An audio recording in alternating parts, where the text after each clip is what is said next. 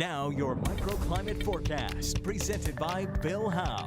Here's meteorologist Carlene Chavis. We have made it to the weekend. A lot of people going to take the whole week off, so vacation time for many folks, not for us. I was about to say, who are these people? Do we know them?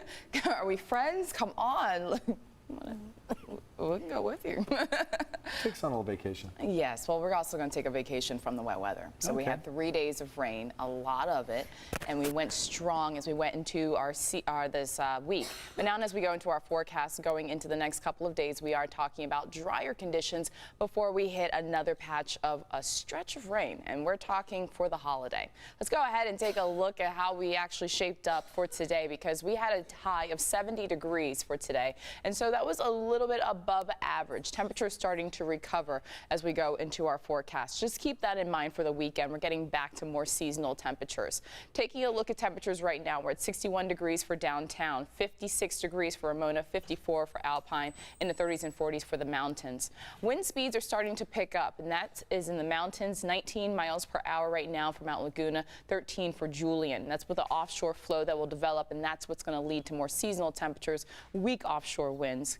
Comparatively, as we go into the next couple of days, we'll just have gusts at times into the 20s and 30s, and we're seeing 32 miles per hour right now for Alpine, 21 for Mount Laguna, 28 for Julian, and 24 for around Palomar Mountain, 13 miles per hour for Escondido. So offshore winds will favor the inland valleys, coastal mountain slopes, and the mountains as we hit the next couple of days. And then we're switching up the forecast with more of an onshore flow as we go into the middle of next week. So an area of low pressure, that will be over the eastern Pacific. Now we're in between systems. We had the low that brought the rain that's going to continue to move towards the east, and as a result a weak ridge will build, so that will bring in the offshore winds, also the sunshine and more seasonal temperatures. This will regulate our temperature, so not a big warm up is in store for us this weekend, but just gradually getting back to some temperatures more in the seasonal range. We'll keep the sunshine as well, but then everything switches up in our forecast as we go into next week. Taking a look at your surf forecast for this weekend, keep in mind we have a moderate risk of rip currents at our local beaches. Also, we will have wave heights about